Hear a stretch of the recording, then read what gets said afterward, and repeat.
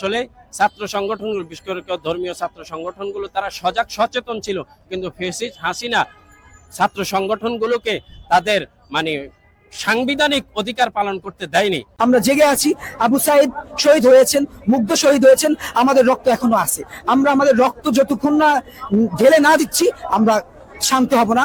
আমরা আমাদের দেশকে সুন্দর রাখতে চাই, আমরা আমাদের স্বাধীন দেশকে স্বাধীন রাখতে চাই। ইসকনকে আমাদের কথা হচ্ছে ইসকনকে বাংলাদেশে নিষিদ্ধ করতেই হবে। ইতিপূর্বে এছাড়া আরো অনেক দেশে ইসকনকে নিষিদ্ধ করা হয়েছে। এই প্রোগ্রামটা করার কারণ হচ্ছে যে এটা তো একটা কেন্দ্রীয় কর্মসূচির অংশ হিসাবে এই প্রোগ্রাম। আরেকটা জিনিস হচ্ছে গতকালকে যে চট্টগ্রামে যে নৃশংস হত্যাকাণ্ড হয়েছে, যে সরকার পক্ষের একজন আইনজীবীকে সাইফুল ইসলাম আলিম ভাইকে যেভাবে নির্মমভাবে হত্যা করেছে, এই অবস্থায় সেটার প্রতিবাদ জানানোর জন্য আজকে ছাত্র সংগঠনগুলো একত্রিত হয়ে, বিশেষ করে ইসলামী ছাত্র শিবির আজকে এখানে তারা তাদের বিক্ষোভ কর্মসূচি এবং মিছিল ঘোষণা করেছে। আরেকটা জিনিস হচ্ছে যে আমরা এটা সরকারকে একটা বার্তা দিতে চাই। আপনারা জানেন যে ইতিপূর্বে চট্টগ্রামে ২০০০ গলিতে সেনাবাহিনী এবং আইন শৃঙ্খলা রক্ষাকারী বাহিনীর উপর যে হামলা হয়েছে, যে ন্যাক্কারজনক হামলা হয়েছে, ইসকন যেই দুঃসাহস দেখিয়েছে, এখন এটার ধারাবাহিকতা চলতেছে। তারা একের পর এক কিন্তু তারা এই ধরনের ন্যাক্কারজনক ঘটনা ঘটাচ্ছে, তারাই ধারাবাহিকতায় আইনজীবী আলিফকে হত্যা করেছে। এখন আইনজীবী আলিফ যেহেতু সরকার পক্ষের একজন আইনজীবী, এই একজন আইনজীবীকে হত্যা করার মাধ্যমে তারা মূলত সরকারকে মানে না। এরপরে আদালত অবমাননা করেছে, কারণ যখন একজন আসামিকে কারাগারে নেওয়া ছিল, তারা প্রিজন ভ্যানের সামনে শুয়ে তাকে নিতে বাধা দিচ্ছিল, তারা আদালত অবমাননা করেছে। এই অবস্থায় ছাত্র জনতা বসে থাকতে পারে না। ছাত্র জনতা প্রতিবাদ করার জন্য আজকে এভাবে তারা রাস্তায় নেমে এসেছে। আর আপনি বলেছেন যে ইতিপূর্বে তো ছাত্র সংগঠনগুলো এভাবে রাস্তায় নামেনি। আসলে ছাত্র সংগঠনগুলো, বিশেষ করে ধর্মীয় ছাত্র সংগঠনগুলো তারা সজাগ সচেতন ছিল, কিন্তু ফ্যাসিস্ট হাসিনা ছাত্র সংগঠনগুলোকে তাদের সাংবিধানিক অধিকার পালন করতে দেয়নি। আজকে অন্তর্বর্তীকালীন সরকার ছাত্র জনতার বিপ্লবের মধ্য দিয়ে তারা ক্ষমতায় এসেছে। তারা ধর্মীয় সংগঠনগুলো, বিশেষ করে ইসলামী ছাত্র সংগঠনগুলোকে তারা তাদের সাংবিধানিক অধিকার পালনের জন্য সুযোগ করে দিয়েছে।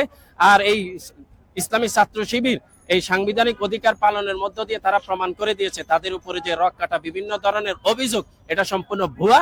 বরং কোনো প্রকার আইন শৃঙ্খলা রক্ষাকারী বাহিনী ছাড়াও, রাস্তা অবরোধ করা ছাড়াও যে ধর্মীয় সংগঠনগুলো তাদের সাংবিধানিক অধিকার পালন করতে পারে, তাদের মনের কথা বলতে পারে, এটা আজকে আবার দ্বিতীয়বার প্রমাণিত হয়েছে। আমরা মনে করি এদেরকে যদি রাষ্ট্র পরিচালনার জন্য সুযোগ দেওয়া হয়, তাহলে রডের বদলে বাঁশ আর বাংলাদেশের মানুষ দেখবে না। হাজার হাজার কোটি টাকা সালমান এফ রহমানের মতো এভাবে বিদেশে আর পাড়ি জমাবে না। সত্যিকার অর্থে আমরা যদি সোনার বাংলাদেশ দেখতে চাই, দুর্নীতিবন্ধ বাংলাদেশ দেখতে চাই, মুক্ত স্বাধীনতা দেখতে চাই, তাহলে এই ধরনের ধর্মীয় ছাত্র সংগঠনগুলোর নেতৃবৃন্দকে আগামী দিনে রাষ্ট্রীয় পর্যায়ে যদি আমরা দায়িত্ব দিতে পারি, তাহলে সেটাই হবে এই দেশের জন্য কল্যাণকর, এদেশের উন্নতি অগ্রতির জন্য কল্যাণকর হবে বলে আমি মনে করি। ইসকন নিয়ে একটা প্রশ্ন। ইসকন তো একটা হিন্দু সম্প্রদায়ের ধর্মীয় একটা সংগঠন। ওই ধর্মীয় সংগঠনকে আপনারা কিভাবে দেখছেন? ইসকন যদিও একটা ধর্মীয় সংগঠন হয়, এটা এখন আর ধর্মীয় সংগঠনের মধ্যে রয় নাই। তার কর্মকাণ্ডের মাধ্যমে এটা এখন সন্ত্রাসী লীগে পরিণত হয়েছে। তার কারণ আপনারা জানেন যে ইতিপূর্বে যে ২০০০ গলিতে সেনাবাহিনীর উপর এসিড নিক্ষেপ করেছে। এরপরে আবার গতকালকে একজন সরকার পক্ষের আইনজীবীকে তারা কুপিয়ে হত্যা করেছে। এর মাধ্যমে এই ইসকন যে সন্ত্রাস এবং তাদের কর্মকাণ্ড যে উগ্রবাদিতা, এটা তো প্রমাণিত হয়ে গেছে। আমি মনে করি অন্তর্বর্তীকালীন সরকারের অতি দ্রুত তাদের ব্যাপারে নিষিদ্ধের ব্যাপারে প্রজ্ঞাপন জারি করা উচিত। যদি না করা হয়, তাহলে তারা গতকালকে আইনজীবীকে হত্যা করেছে, মসজিদের মধ্যে হামলা চালিয়েছে, মসজিদের সাথে তাদের কিছু দূরত্ব। ইতিপূর্বে বাংলাদেশের সাধারণ জনগণ মন্দির পাহারা দিয়েছে, কেউ যাতে কুচক্রি মহল কোনো ষড়যন্ত্র করতে না পারে। তাদের তো দরকার ছিল বরং আর উল্টা মসজিদকে প্রতিরক্ষা দেওয়া, সুরক্ষা দেওয়া। তারা সেটা না করে মসজিদের মধ্যে হামলা চালিয়েছে, এভাবে আইনজীবীকে হত্যা করা হচ্ছে। তো তারা তো নিষিদ্ধ হওয়ার জন্য যথেষ্ট যৌক্তিকতা প্রমাণিত হয়ে গেছে। এখন এটাকে যত দ্রুত কার্যকর করবে, বাংলাদেশের স্থিতিশীলতা তত দ্রুত ফিরে আসবে। আর যদি এটাকে নিষিদ্ধ ঘোষণা না করা হয়, তাহলে ইসকনের দৌরাত্ম্য দিন দিন বাড়তে থাকবে। আর আমাদের পার্শ্ববর্তী রাষ্ট্র তো এমনিতে সবসময় একটা সুযোগ সন্ধানী। তারা এখন তাদের দোসর পালিয়ে যাওয়ার কারণে তাদের মাথা মতো এমনি খারাপ হয়ে আছে। তারা এখন এই ইসকনের উপর ভর করে তারা বাংলাদেশের মধ্যে একটা সাম্প্রদায়িক দাঙ্গা লাগানোর জন্য চেষ্টা করা হচ্ছে। আমরা মনে করি যত দ্রুত নিষিদ্ধ ঘোষণা করা হয়, বাংলাদেশের সাম্প্রদায়িক সম্প্রীতি বিরাজ থাকবে, আইন শৃঙ্খলা স্থিতিশীল থাকবে, বাংলাদেশ বিশ্বের বুকে আবারও মাথা উঁচু করে দাঁড়াতে পারবে। এই জন্য আমি সরকারকে উদাত্ত আহ্বান রাখবো, অতি দ্রুত ইসকনের ব্যাপারে তাদের সিদ্ধান্ত নেওয়া উচিত। আমাদের আগস্ট, সেপ্টেম্বর, অক্টোবর, নভেম্বর 4 মাস, প্রায় 4 মাসের কাছাকাছি চলে গেছে। যিনি বাংলাদেশে যাকে আপনারা খুনি বলেছিলেন, স্বৈরাচার হাসিনা, শেখ হাসিনা তৎকালীন প্রধানমন্ত্রী ছিলেন, এখনো 3 মাসের অধিক সময় হয়ে যাওয়ার পরে আজও পর্যন্ত এর কোনো বিচার হয়নি। এমনকি জুলাই গণহত্যায় যাদেরকে নির্বিচারে পাখির মতো গুলি করে হত্যা করা হয়েছে তার কোনো বিচার এখনো হয়নি। অতএব আমরা চাচ্ছি যে অনতিবিলম্বে এর বিচার হতেই হবে এখানে। সেকেন্ডলি বিষয় হচ্ছে, যেখানে আপনারা দেখতে পাচ্ছেন যে গতকালকে ইসকন যেটা করেছে, সেখানে আমরা রাতের পর রাত ঘুমকে নষ্ট করে, মশার কামড় খেয়ে, নিজের জীবনকে বাজি রেখে, কষ্টসাধ্য সহ্য করে আমরা সেখানে তাদের মন্দিরকে ভাড়া দিয়েছিলাম, তাদের যথাসম্পূর্ণ সাপোর্ট দিয়ে গিয়েছিলাম। আমরা তাদের বাড়ি ভাড়া দিয়েছি, তাদেরকে সাপোর্ট দিয়েছি, তাদেরকে সুরক্ষা দিয়েছি।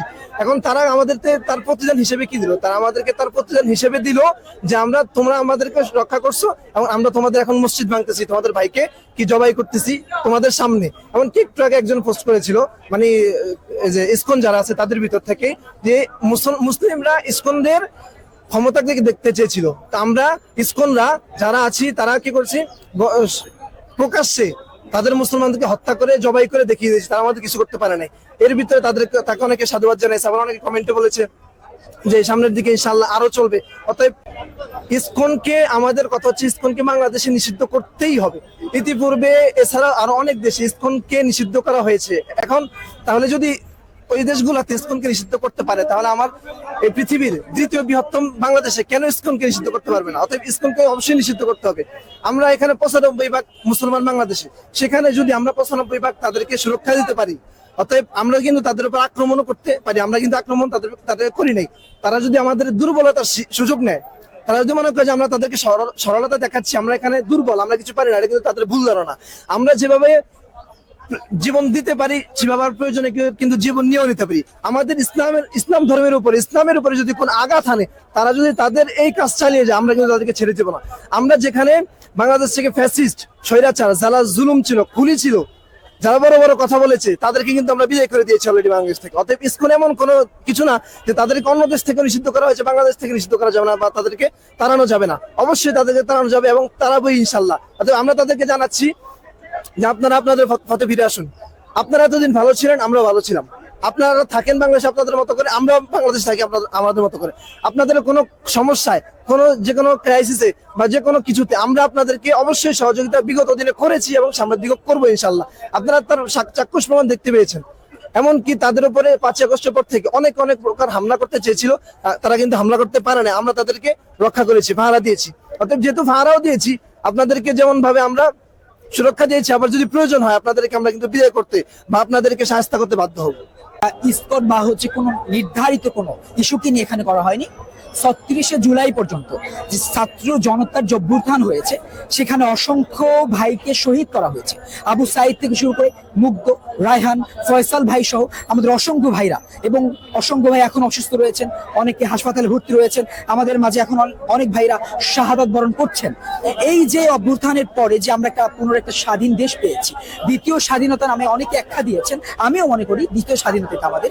তো এই স্বাধীনতাকে, এই বিপ্লবকে হটিয়ে দেওয়ার জন্য একটা প্রতি বিপ্লব করার জন্য হয়তো ফ্যাসিবাদ সরকার, আওয়ামী সরকার, তারা চাচ্ছে কোনো না কোনো ভাবে তারা পুনরায় ফিরে আসতে বা বাংলাদেশকে একটা মানে স্থিতিশীল অবস্থায় করার জন্য। হতে পারে সেটা ইসকন, হতে পারে আমাদের যে কলেজগুলোর মধ্যে একটা দাঙ্গা হাঙ্গামা শুরু হয়েছে, কোনো একভাবে ছাত্রলীগ সহ ফ্যাসিবাদ যে সরকার, ফ্যাসিবাদ এবং ফ্যাসিবাদ সরকারের যারা রয়েছেন, হতে পারে তারা কোনোভাবে এই প্রতি বিপ্লবের মধ্য দিয়ে তারা এই আমাদের বিপ্লবটাকে ঘটিয়ে দিতে চাচ্ছে বা একটা যেটা আমরা স্বাভাবিকভাবে যেটা বলি, এটাকে দুরিশ্বাত করতে চাচ্ছে। সেটা আমরা কোনোভাবেই করতে দিব না। সে ইসকন বলেন, আপনি যেটাই বলেন না কেন, মূল কথা হচ্ছে আমরা একটি সুন্দর দেশ চেয়েছি, সুন্দর একটি দেশের জন্য আমরা স্বাধীনতা করেছি।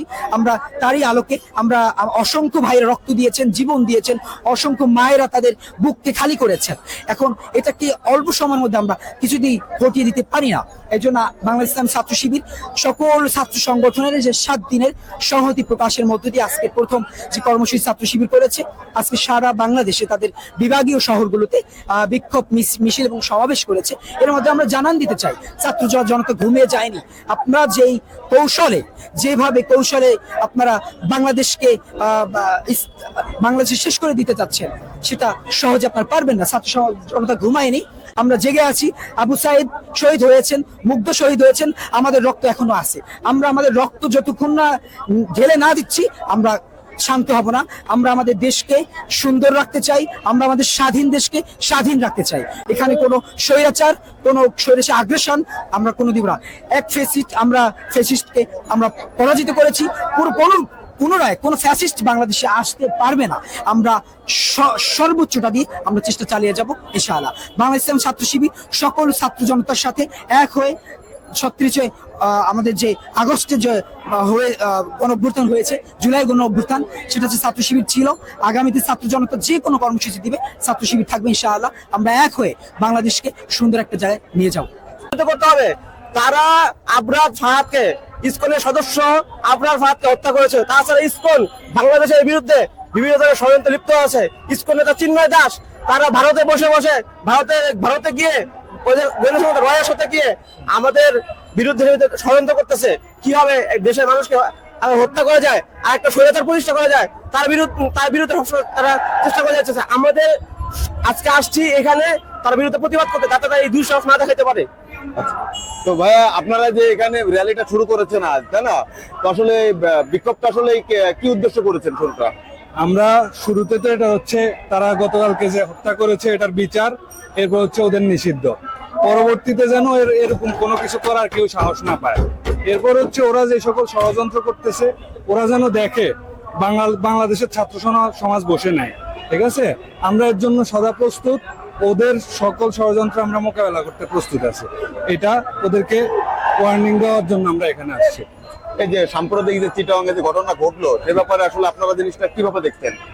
অবশ্যই এটা সন্ত্রাসী কর্মকাণ্ড। ওদের এই সকল সন্ত্রাসী কর্মকাণ্ড আমরা এর আগেও দেখেছি, যেমন ওরা আদালতে হামলা করা, পুলিশের উপর হামলা করা, এগুলো ওদের ঐতিহ্য। তো এইসব ওরা এখন শেষ পর্যায়ে এসে একজন আইনজীবীকে হত্যা করলো। এটা নৃশংসভাবে আদালতের মধ্যে বিনা কারণে তারা হত্যা করেছে। এর জন্য আমরা এর বিচার চাই এবং ওদেরকে নিষিদ্ধ করতে হবে, এটা আমাদের দাবি। আচ্ছা ভাই, আপনি কোথা থেকে এসেছেন? আমরা ড্যামরা থেকে এসেছি। ড্যামরা, আচ্ছা। তো আপনারা তো এই ছাত্র শিবিরের সংগঠনের একজন কর্মী, তা আসলে কি উদ্দেশ্যে এখানে এসেছেন আপনারা? আমাদের দাবি একটাই, যত প্রকার মব জাস্টিস আছে, অন্যায়ের প্রতিবাদ করা, মব জাস্টিস গুলা যাতে আর ভবিষ্যতে না হয়।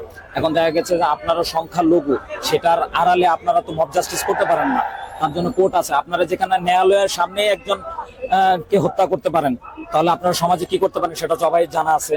তো আপনাদের প্রতি আমাদের আমরা চাই যে ইসকনটা নিষিদ্ধ হোক। এছাড়া বাংলাদেশের মধ্যে বাংলাদেশের বাইরে থেকে যারা ফ্যাসিজমকে আবার পুনরায় এখানে প্রতিষ্ঠিত করতে চাচ্ছে, তাদের বিরুদ্ধে আমাদের প্রতিবাদ। ভাই একটু কথা বলি, আসেন। যে আপনারা যে এতদিন কিন্তু আপনাদের কোনো প্রোগ্রাম দেখি নাই আমরা ইসলামী ছাত্র শিবিরের, হঠাৎ প্রোগ্রামটা আসলে উদ্দেশ্যটা কি কারণে আপনারা এই আয়োজনটা করেছেন? জি ধন্যবাদ। আপনারা হয়তো জানেন, দীর্ঘ স্বৈরাচারী সরকার দীর্ঘ 16 বছর একটা ইসলামী ছাত্র শিবির এবং বাংলাদেশ জামাত ইসলামের ব্যাপারে একটা জুলুম নির্যাতন স্ট্রিম রোলার তারা চালিয়েছিল।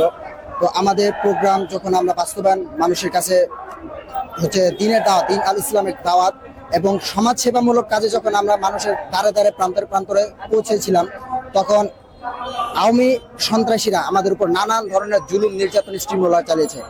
আজকে গোটা মিডিয়ার মধ্যেই দেখা যাচ্ছে যে বাংলাদেশ ইসলামী ছাত্র শিবির 5ই আগস্টের পর থেকে তারা কখনো কোনো জায়গায় বিশৃঙ্খলা তৈরি করতে পারেনি, সৃষ্টিও করেনি। তার জন্য বাংলাদেশ ইসলামী ছাত্র শিবির চায় একটা ইনসাফপূর্ণ শিক্ষা ব্যবস্থা, একটা ইনসাফপূর্ণ সমাজ ব্যবস্থা। সেই উদ্দেশ্যে আজকে আমরা জুলাই গণহত্যার যে স্বৈরাচারী সরকার যখন গণহত্যা চালিয়েছিল, সেটার বিরুদ্ধে আজকে আমরা প্রতিবাদ হতে এখানে বাংলাদেশ ইসলামী ছাত্র শিবির রাজপথে ভূমিকা পালন করছি।